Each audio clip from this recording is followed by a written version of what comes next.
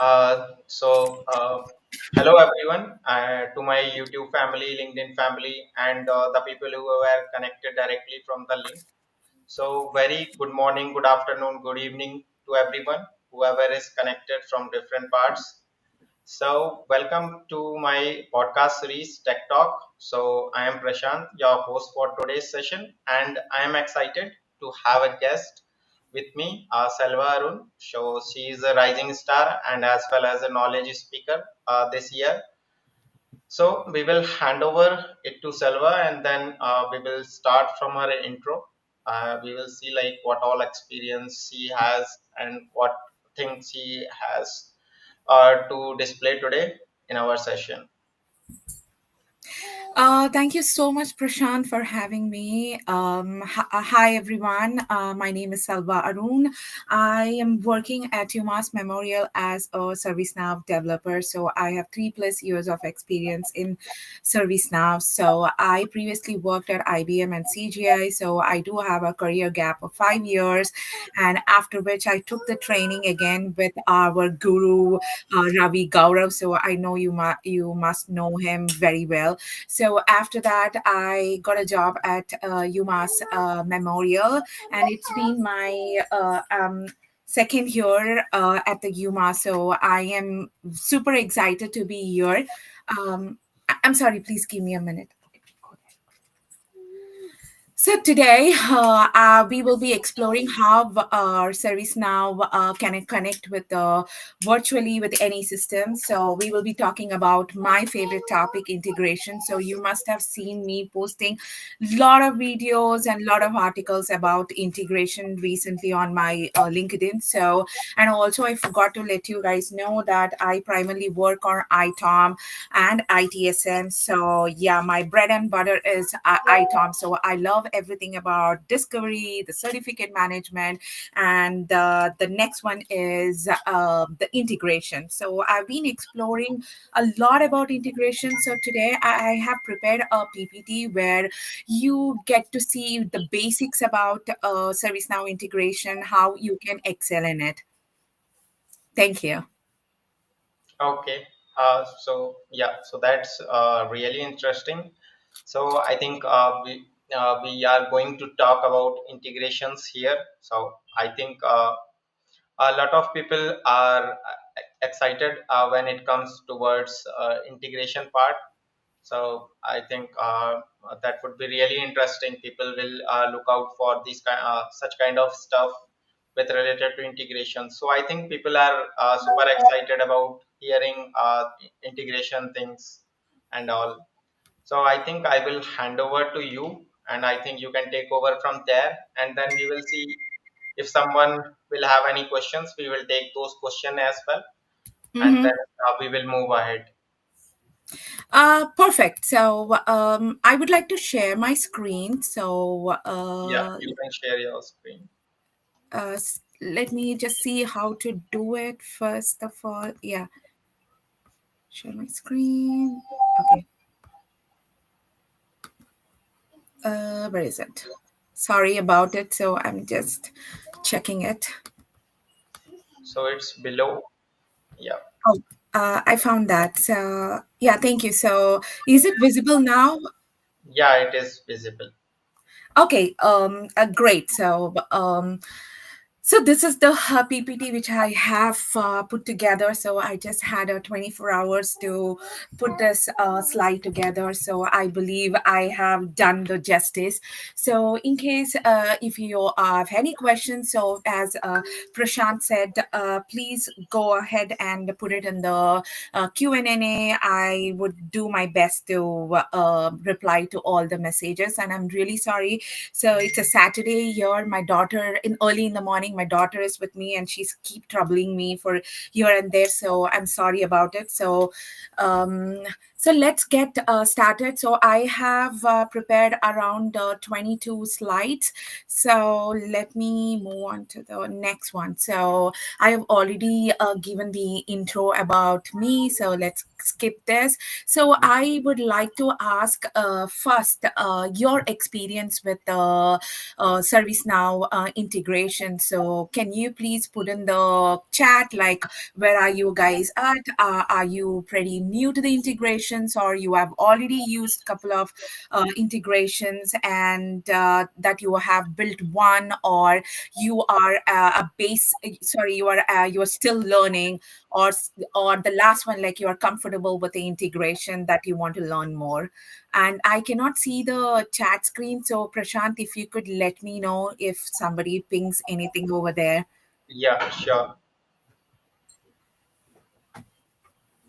So I think I can add a question from my side. So I Yeah, have done a couple of integrations like with related to REST message. So mostly out of REST message, I have utilized the integrations rather than a spoke related one. yeah. So so I have done one integration using Flow Designer as well. So that was also Oh, well, that's directly great. utilized, but not utilized integration with spokes. So I think so that's why we are more interested about learning something different in integration. So how we used to do it, like REST message or direct integration, which used to happen. So that's why like I'm interested to hear more about the integration things, like how can other integration take place if we want to do such kind of things. Perfect. So I love the question. So unfortunately, the slide, whatever I have prepared, it talks more about the REST message. So probably in the next podcast, I can talk about the spokes, how you can leverage the ServiceNow integration hub and the spoke. So I'm sorry about it, Prashant. No So problem. oh, We can go ahead with this. Yeah. okay, great, perfect. So let's move on. So as we all know, I believe everybody knows what is integration, and so let's move on. What happens and the basics of integration. So before we get into how, let's talk about why should we care about integrations. So imagine your organization as a symphony orchestra. Each system is an instrument, beautiful on its own, but magical when playing together. So integrations are conductor, ensuring harmony. So they eliminate data silos, no more information trapped in isolated systems. So they automate cross-system workflows like passing a beta seamlessly between two runners. They provide a real-time information exchange because day-old data is likely a day-old breed, not at its best. So as they create a single source of truth, so everyone's working from the same sheet music. So take a moment to think about the systems in our organization that could benefit from talking to ServiceNow. Maybe it's your HR system or the monitoring tools or financial applications. So the possibilities are endless. So this slide basically talks about it. And please do let me know if I am super fast. I can slow down whenever it is required. I hope that is okay, Prashant. Yeah. Okay, great. So let's see what are the two types of integration. So the ServiceNow integrations work like a two-way street. Flows in both the directions, and understanding this traffic pattern is crucial. So inbound integrations are like guests coming into your house and external systems sending data into the ServiceNow. This happens through the REST API endpoints like your front door and the web service cases, maybe the side entrance or import sets like the scheduled delivery or the scheduled job, whatever we do in our ServiceNow instance. So outbound integrations are like you visiting others. So ServiceNow reaching out to our external systems. So this happens through the REST messages, like your car, like a soap happening, perhaps your vintage bicycle for our older systems, or the we will be leveraging the mid server capabilities too. So the beauty of the service now is to excel at both the directions, so making it a true integration hub for your enterprise. So I have prepared the slide. So just to break the ice here. So before we get into too technical, let's take a human break with some integration horror story we can all relate to. So the time when I accidentally, means I, it's a joke, so it's not me who sent the 10,000 test emails to CEO. It's just a joke. So just imagine. So when I accidentally sent 10,000 test emails to the CEO, oops, nothing says notice me, quite like flooding the executive inbox. Or how about when your integration works perfectly in dev but fails in production? So we have all been there. So that moment of confusion when you're so sure that you tested everything. And my personal favorite is debugging for hours only to find a typo in the URL. So this has happened to me several times. Like sometimes my endpoint would be incorrect. So one missing letter, 5 hours of your life, you will never get it. So this story reminds us that we are all human, and even the best of us can make mistakes. So anyone brave enough to share their integration horror story in this chat? So don't worry, this is a judgment free zone. So please do let me know if anyone has put in their stories where they were stuck or how they spent hours to fix any kind of integration issues. And you can share your experience to Prashant if you are stuck anywhere. So mostly like my integration, it went smoothly. Hmm. So definitely there were some challenges, but those challenges were not so big because the use cases were limited most of the time. That's great. And I think there are some questions also. Hmm. So Yeah. I will click on that. You will see on the screen. I think should I need to? Okay. Yeah. I think in Indie Tech, right? Yeah. Okay, the question is like, how should we plan integrations if we want to introduce an API gateway between the ServiceNow and external systems? So I will be talking about it shortly. So I think you will have to basically, if you want to plan integrations like between for example, Azure and your ServiceNow, first you need to understand the use case, which is very important to achieve any integration. So first sit together with your team and then prepare a flow chart or something like that which talks about your use case, what happens. For example, if I want to create an incident in the Azure, I'm sorry, I'm just taking an incident, but it can be anything. So if you want to create anything on the Azure DevOps, so you need to understand on what condition you want to create an incident in an external system. So you need to understand everything, and most importantly, go through the API documentation. So I think every external system has its own API documentation. So go through it diligently because that plays a crucial part in integration. So create your own. I think what was that? Cloning messed my. Okay. Okay, got it. So, yeah, you need to prepare or you need to jot down all the important steps like, okay, what is the endpoint, first of all? And what type of authentication are you using? Are you going to use the OAuth for the secured one, or is just the API or the basic authentication? First, make a note of it. Like everything should come under the flow chart. That's how I follow. So the endpoint and what is the authentication? What type of get method are you using? Is it the post, get? what are you trying to achieve. First, that is important, and then make a note of it. And right now the AI is moving so fastly that you can make use of so many AIs out there. So my favorite is Chat LLM. So you can give the scenario and it gives you the complete information about your API and everything. And then first try to implement it on your PDI, then test it. And if you have any kind of errors, try to sort it out. And after that, once your REST message is set up, the next is your automation. So you can use either the business rule, the scheduled jobs, or the flow designer. My favorite is the flow designer, where you can automate it without writing a zero code, or you can leverage it. So that is what, but I have covered a slide for that, so you will get to see it more in detail. So I hope I have answered your question. So there is a one more from Malika Arjuna. I see that what are the pre requests and integration types of integration? I think we already covered that part.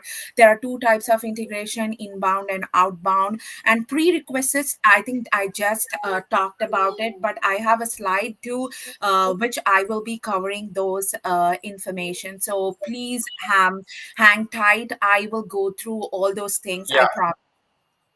you can move ahead to that one. Okay, great. So yeah, perfect. So let me see, where is that PPT? Yeah. So what's your biggest challenge? I think we are done with that. Let me just click on the slideshow.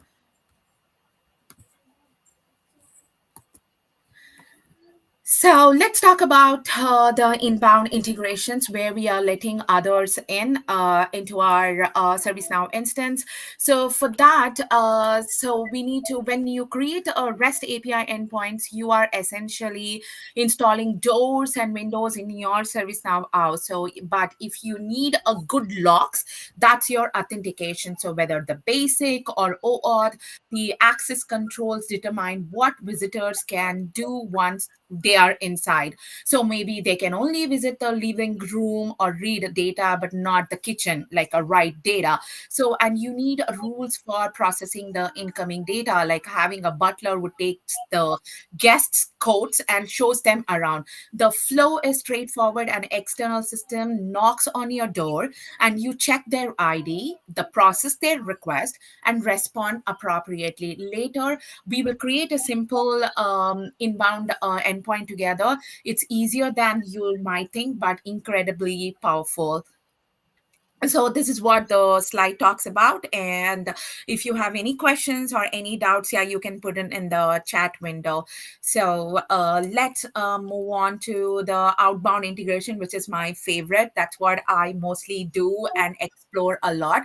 So the flip side of the outbound integration is ServiceNow venturing out into the world. So yeah, this starts with creating the REST message. Think of this as a detailed travel plans for your data. So you will define the destination, which is the endpoint URL, and your transportation method, that is the HTTP method.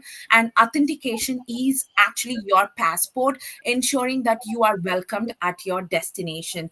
And you need plans for handling responses, what to do with souvenirs you bring back. So the process flows, logical flow. Something triggers the journey, which is like a business rule or a flow or a schedule. Service now packs its bags, like prepares the request and shows its passport, which is nothing but the authentication, and makes the journey, which is the API call, and processes what it brings back. Later, we will demonstrate creating an outbound call to a weather API, because even sometimes ServiceNow sometimes needs to know if it should bring an umbrella too. So yeah, and also I forgot to mention something about the outbound integration. So when you're trying to integrate ServiceNow, for example, with Azure DevOps, so in their own API, they would have mentioned how to create an app, and how you need to provide the redirect URL. So I will be talking about it shortly too. So let's talk about the HTTP essentials for any integration. So these are the HTTP methods, like the get method, which is nothing but retrieving the data, and the post is like you are creating a new resources. Put is like update or replace the existing resources, and patch is like partially updating the resources, and delete is pretty straightforward, like removing resources. So let's talk about the two important factors. One is the HTTP errors and how what are the status codes. So HTTP errors are like a fine print on your travel documents.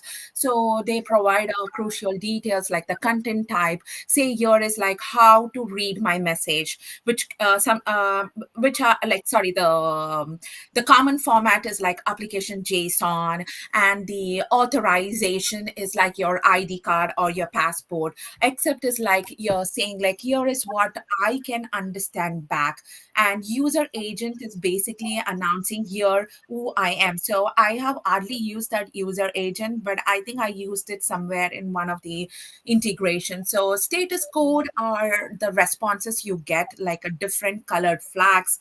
So 200s are like a green flags means success, great job, everything worked, and 300s are like a yellow flags mean redirection, like not here, try over there. Like the 400 are the important ones. The red flags means client error, so you did something wrong, like 404 when you get to a wrong address.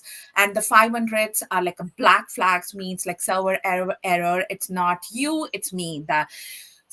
Please do not get offended when you get the 500 messages. The query parameters are like, let me move on. So I think I missed that one to add here. But the query parameters are like adding a specific instructions to an address, like third house on the left, the blue color. So that let you filter, pay, or sort what you are requesting. So master these HTTP essential, and you will speak the language of API fluently. I hope I'm not pretty fast. So if you're not understanding anything, please do let me know. I will slow it down. Is that okay, Prashant? Yeah, yeah, that's fine. Okay, great. So let's talk about our authentication. So there are three types: the basic, the OAuth, and the API keys. So authentication is often where the integration journey hit their first roadblock. So let's break down your options. The basic authentication is like a simple lock on your garden gate, just your username and a password encoded in a base 64, and it is easy to set up but offers minimal security, so like hiding your house keys under your doormat. So it works best when paired with HTTPS. At least put that key in the combination locks.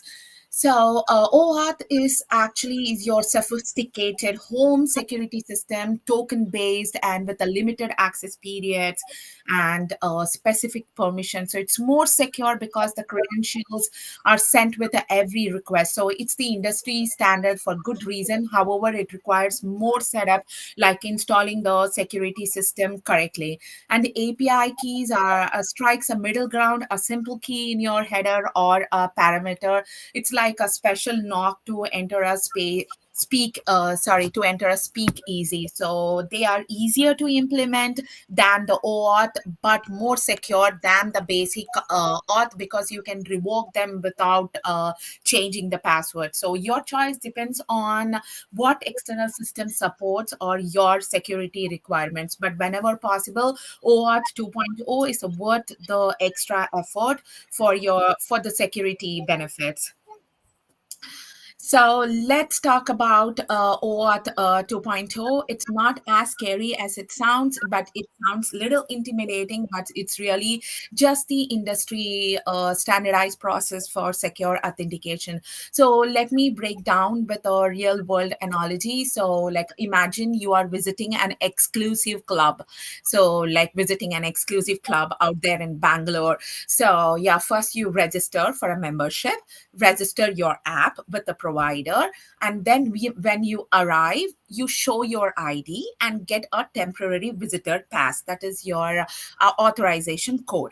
And then you take the pass to the membership desk and exchange it for a membership badge or the access token. So then you use that badge to access the various areas of your club, which is the API calls.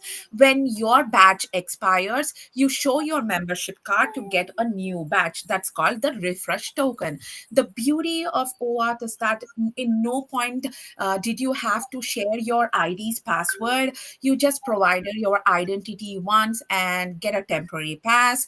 And this is much more secure than giving the ID and password to every browser in the club. So we will demonstrate setting up a OAuth if time required in my in my PDI. And I promise once you have done it, it takes just a few minutes and it becomes your best friend. The wow factor is your integration becomes more significantly more secure with a minimal ongoing maintenance. I hope you got this OAuth 2.0, how it works. Yeah, and please do let me know if you want me to, rephrase it again. No, that's fine. Okay, great. So here is the quick quiz. I just want to test your knowledge, like what you understood, or whether I succeeded in explaining the things correctly or like easily. So, so which authentication method uses tokens that expire and need refreshing? Is it A, basic auth, or A2, API keys? Three, OAuth 2.0, and D, no authentication. Could you please answer in the chat box? If no one is answering, that's okay. Prashant, you can let me know what is the answer to this.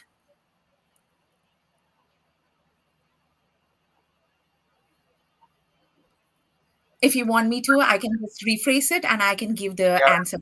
I think it is too much to take in at the same time. So I understand it's kind of tough, but yeah, once you get hang of it, then it is pretty easy. So the answer is OAuth 2.0. So it's the only method that uses the concept of expiring tokens and yeah, refresh tokens.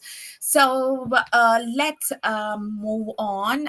So this is let's talk about how to build your first REST message. So it's very simple to do it, and so I will show you guys how to do it on my PDA. But once I finish this presentation, so simple as it is, you have to go to the REST message and then create a new REST message from your ServiceNow instance, and then specify the full URL and choose your appropriate method like a guest, post, put, delete, and set up the authentication, like configure your basic auth or OAuth or other authentication like the API key, and then define the HTTP request or response, and then test the message. Voila, you are done. So I will show you guys how to do that. If not, then I have already created one for you guys for this demo. I can just quickly show you how it looks. So let's talk about the testing and debugging. So even the best designed integration will sometimes fail. Ask me about it. It has happened many times, and I spent hours for fixing it. So testing and debugging skills are essential. So they are your integration superhero cape.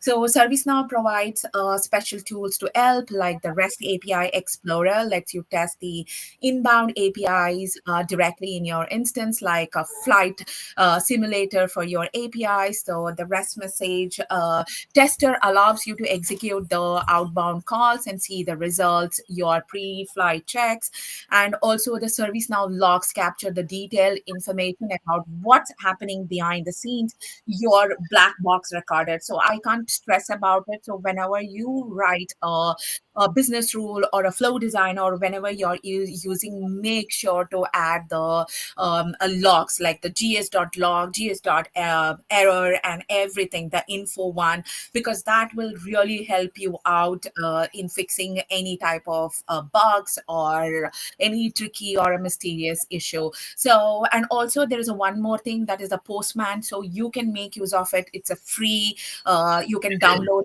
on your desktop, or you can use the web desktop, sorry, the URL, and then you can test it out. And the common issues include like a 401 errors when the authentication failed, and it says like, sorry, I don't recognize you, check your credentials or the tokens. 403 mean you are authenticated but not authorized. I know you, but you can't come in. That means you need your additional permissions, like you need to define the scopes. This is where many integration will fail if you don't define the scope under the OAuth 2.0 um, OAuth at entity profiles. So, and the 500 messages are simple, which says like the server error. So I've already added the pro tip over there, and left. Let's do another quick poll. Which integration method do you prefer, or more interested in learning, like script based, like business rule, or the what is that, the flow designer, or the import sets, or do you want to, or you love the mid servers? So there is no right or wrong answers here. Each has its own place in your integration toolkit. It's like Yeah. having a different vehicle for a different journey. Sometimes you need a sports car, or sometimes an SUV, or sometimes a bicycle is perfect for the job. My favorite is both business rule and the flow designer. And lately, I love the schedule job as well. So we do use Midserver in our organizations where I primarily work on the ITOM. I love that. So, Prashant, what is your preference? So I have done it all, but I think mostly utilized one is business rule. If we are talking about REST message, so Yeah. mostly business rule is utilized. It's pretty straightforward. Yeah, I understand. Even I love business rules, but lately, when I had posted an article where I suggested like the users to use the business rule, but I had got a particular message in response asking me to explore the flow designer world instead of the business rule. So, as we all know, ServiceNow encourages like the low code or a no code. So, yeah, Yeah. that's where like I have switched my preference from the business rules to the flow designer lately. And I love the schedule job as well. So yeah, calling the rest message directly over there is also fantastic. I love that one too. So let's move on to the next one. So okay, the first one, the business rules, whatever we spoke about, when to use, like real time triggers needed, the complex logic required, like the anything like condition based integrations and advanced handling, and error sorry to sorry I'm sorry. So they keep the best thing what you can do is keep the integration code in the script includes for the reusability and easier maintenance across the multiple business rules. So I would suggest you all, if you're going with a business rule, go with a script include, call that script include in your business rule. That saves a lot of time, and also it's very easy to use it in the business role as well. So the next one is the flow designer. I think the everybody's favorite. We know why. So I don't want to give additional information, but I will just read out the bulletin points, like the visual design, like the reusable components, like a drag and drop features, and also you have the built-in error handling too, and also you can vision it what is happening by testing the flow designer. So let's move on to the real world example, like the currency conversion integration. But unfortunately, I will not be using this, but I will let you guys know what it is doing. So let's bring everything together with a real world example, like a currency conversion integration. Imagine your company operates globally, and you need to convert currencies in service request. So instead of a manual conversion, like you can integrate with a currency API API, and the solution uses an outbound REST message to call a currency conversion API, and your currency gets converted. And the implementation is a business rule triggered when a form is submitted with a foreign currency amount, like an automatic currency detector. The result is automatic currency conversion in real time, saving the time and ensuring the accuracy. So no more Excel spreadsheet with the outdated exchange rate. So this example demonstrates how even relatively simple integration can deliver significant business value. The wow factor when user realize that they no longer need to manually convert currencies. That moment when a technology feels like a magic. So think about similar opportunities in your organization where the real-time data from the external system could streamline the process. So what's your currency conversion equivalent? So I think we are coming into the session, into the sorry presentation. So here are some of the best practices or the pro tips. Now that we have covered how, let's talk about best practices that will make your integration more robust and maintainable. So these are the secrets that separate the amateur integrations from the professional ones. So first, always use your credential alias instead of hard coding credentials in your scripts. So this improves security and makes the credential rotation easier. It's like keeping your password in safe rather than writing them on the sticky notes. So implement the proper error handling with specific error messages and a fallback mechanism when the integration fail. Like always have a plan B, catch responses when possible to reduce the unnecessary API calls and improve performance. And test thoroughly in a non production environment before deploying to production. Never test your parachute on the way down, and document your integration. So this is very important. That is for you and for your colleagues, and they will thank you. So this practices might seem like a extra work initially, but they will save enormous time and headaches in the long run. So like preventive maintenance on your car. So I think we are, yeah, another two more slides. I don't want to bore you guys more with the practical thing. So these are the integration maturity journey. This is my perspective. So this can change person to person. So please do not judge me for this slide. So the integration capabilities typically evolve along the maturity journey, like learning any skill from no voice to master. So as a beginner, you start with the basic REST messages and simple authentication methods. You focus on getting the integration working at all, and like you learning how to walk before you run. So as intermediates, you incorporate the OAuth for better security, implement robust error handling, and integrate with a business rule for automation, and then move on with a flow designer. So advanced practitioner work with the complex workflows, leverage the mid servers and also the performance optimization. And then expert developers can use the custom spokes, the enterprise patterns, and the API governance. So do not try to jump into the expert level immediately. Progress through these stages as your needs and skills. Each step builds on the previous one. So, and rushing leads to a fragile integration.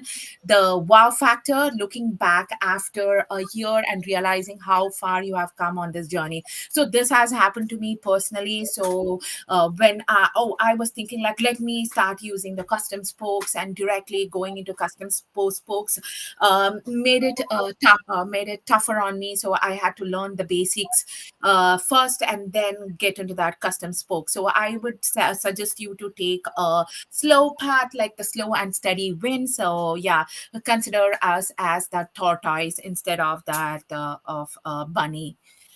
So these are some of the resources which you can use, and if you guys want, I will share this PPT. So you can connect me on my LinkedIn profile, and also you can send me an email to my email address. And I forgot to put in our YouTube channel, the Now Divas channel, so you can check out the channel for a valuable videos. My YouTube partner Kristen, who is also a MVP, ServiceNow MVP, posts post a lot of content about the ServiceNow tips, and please do check out. And if you guys have not yet subscribed to our channel, please do it.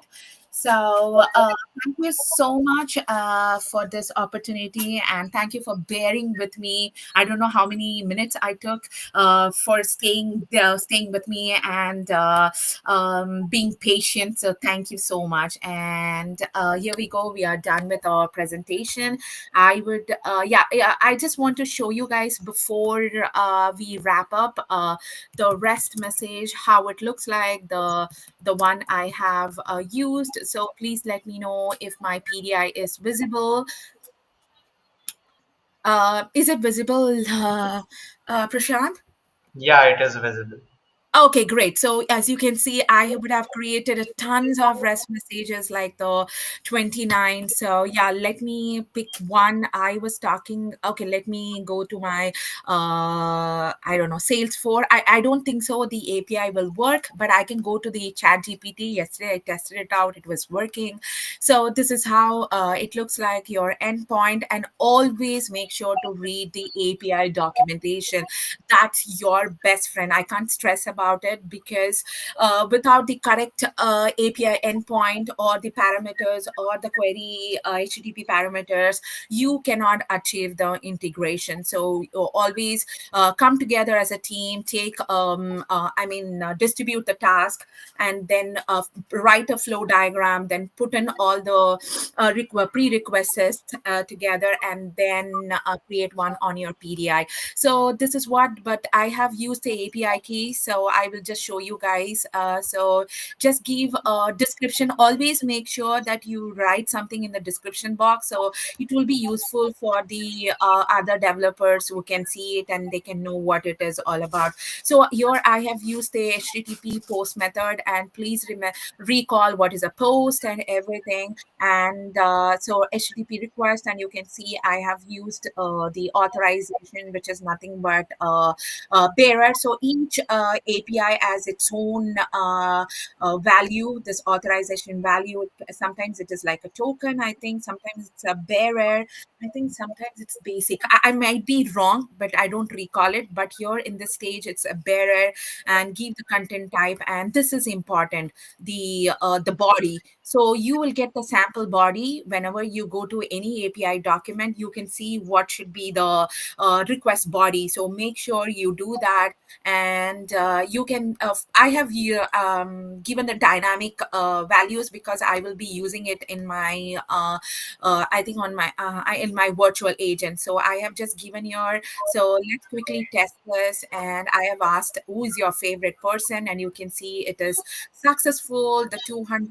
And you, it says like here it's the content, or is the response. This is the response body, and this will, whatever the response comes in here, this is useful for your for resolving the error. So you can see that it has given us an answer, like it does not have any personal feelings or references. So yeah, and I would like to just show you guys the OAuth setup once, and if that is okay with you guys. So unfortunately, I'm unable to create from the scratch, but if you want to see videos about the OAuth creation, or the setting up the REST message, I would have created one on my YouTube videos. Please look at it. I don't know which one to use, so I will just use the Salesforce OAuth 2.2. Unfortunately, the API key or the client's discrete secret shouldn't work, because I've already deactivated it. So you will get all this information from the API. The, in our case, the external API is nothing but the Salesforce. The important thing is the token URL. So make sure that you give that, and the redirect URL. This is something like ServiceNow will give it. Don't do anything.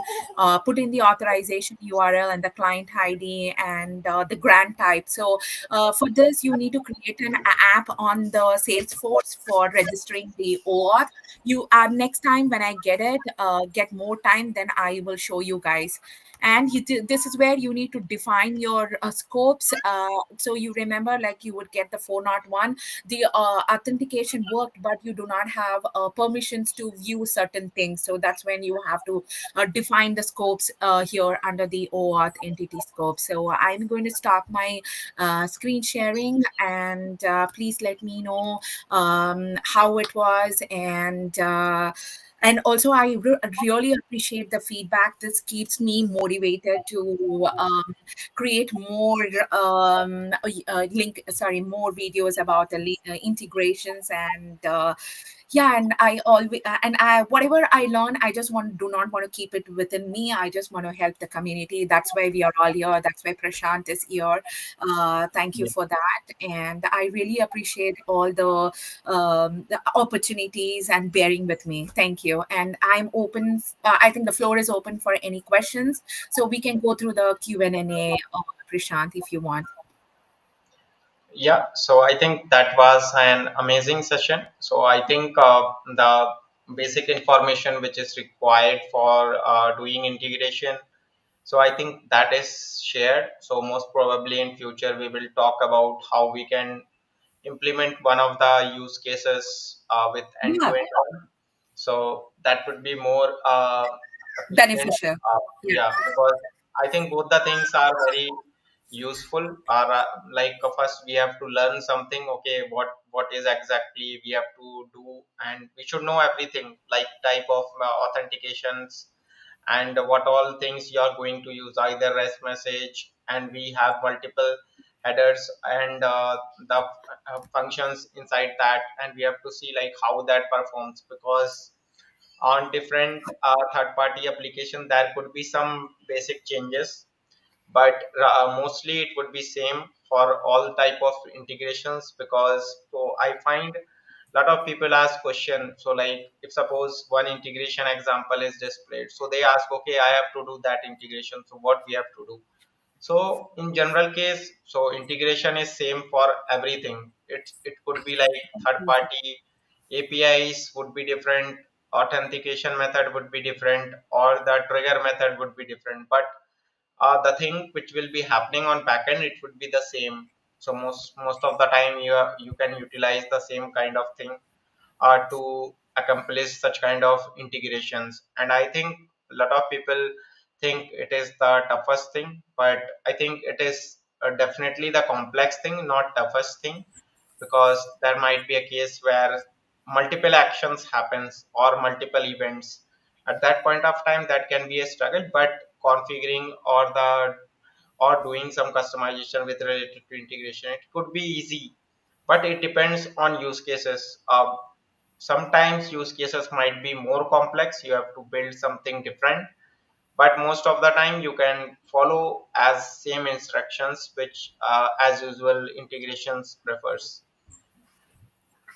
So yeah, thank you so much for rephrasing everything. And I love the session, and I can't stress more on it. So I love integration. So in case if you have any questions, if you're stuck anywhere in the integration, you can reach out to me either on the LinkedIn or the email address. I would be more than happy to help you guys. and if Yeah. you see already something displayed on your screen. Yes, cloning messed my integration testing. UAT was creating P1 tickets and vendor product. This was, yeah, I understand. This is, yeah, I think this happens to most of them. I think, Prashant, you can also relate to it. Sometimes the cloning, that's the problem. Even we do sometimes clone down in our production, sorry, in the lower instances, and we miss out all the update sets. Like, yeah, I understand. So please make sure to plan everything before the clone down. Just take the backup and do the stuff. Yeah, because I think we have to take some considerations while upgrade, because I That's think correct. apart from implementing integration, so this is a crucial part when cloning happens, or when we pass on to our upgrade activities. So lot of things comes there in place, like what you needs to take care, because we need to see lot of things on integration. Because while upgrade these days, only thing which is creating the issues is on third party integrations or mid servers or discovery side mostly. But rather than that, everything is going fine these days with upgrade. But these are third party application inclusion or some server involvement is there, so there could be some chance some server is down. Meanwhile, uh, maybe there could be a case someone has not added error handling on their integration.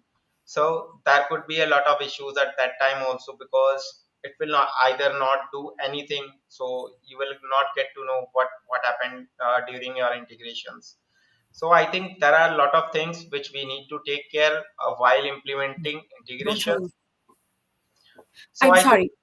yeah, that's a wonderful session. So I And think, I would like to add something to whatever you said, Prashant. yeah, So I can, I don't know. I keep telling this, guys. It might be annoying for you guys, but I would suggest you to document your complete integration, exactly. because in case if you miss something or something gets goofed up, don't worry, don't panic. So just go back to your what is that documentation, create a knowledge articles, just try to replicate it. So I would suggest you to first replicate it on your PDI, just keep a copy of it, and then yeah, if something goes wrong, you can just copy and then reproduce Yeah, it. because I think while we involve in certain activity like development activity, so I think a lot of time it happens you keeps doing so much of changes, so you don't know, you might have created so many requests or HTTP headers methods. So it's very like a crucial thing when you do something, because there might be a case you have done something and you forgot and you didn't Yeah. document it, and somehow some person has changed, so your documentation or whatever you were doing that has gone, and the person is looking, okay, I want that code only to be working. So in integration we have to take care on that part, because once the thing is gone, it will take some extra time to do for that. So I think don't try to do extra effort while doing anything. I think integration is one of the key thing, interesting thing where we need to involve our PDI first, and then we have to do in our dev environment, and then we have to do in further environment. So I think that is multiple activities. There might be a chance you miss something here and there from PDI to your dev or the client instance. So I think it is very much needed to take care about these things. These are small things, but this will help you in your migration activity or providing document. In general, client asks what you have done exactly. So you can showcase your document as well, like you have done this XYZ thing and the flow is running here and there, what method, what headers, or what script or flow you have created for utilizing or triggering this integration. So I think there are a lot of these all things you will keep in mind. Your integration will keep interesting, and definitely you would be scaling your solution every time, because you can't build perfect solution at a single time. Day by day you will see, okay, we can make it this correct, we can make this modification so it will be more correct. So at the end, you will create a very good integration between third party and the service now, and you will find, okay, the thing is going more smoothly, and you can't imagine you have done the integration. People think it is a big thing. Definitely, it is a big thing, but a very small thing to learn, basically. Exactly. You put it very well. Thank you. Yeah. So I think thank you everyone who have joined us, and very special appreciation to Selva who have joined us and made this discussion more engaging. So I will look forward to you for further session for I integration would I demo. would love to. Yeah, because I think people will be more interested on seeing the demo rather than Exactly. in the theory knowledge. But both the things is equally mandatory for doing integration. So I think this session was wonderful.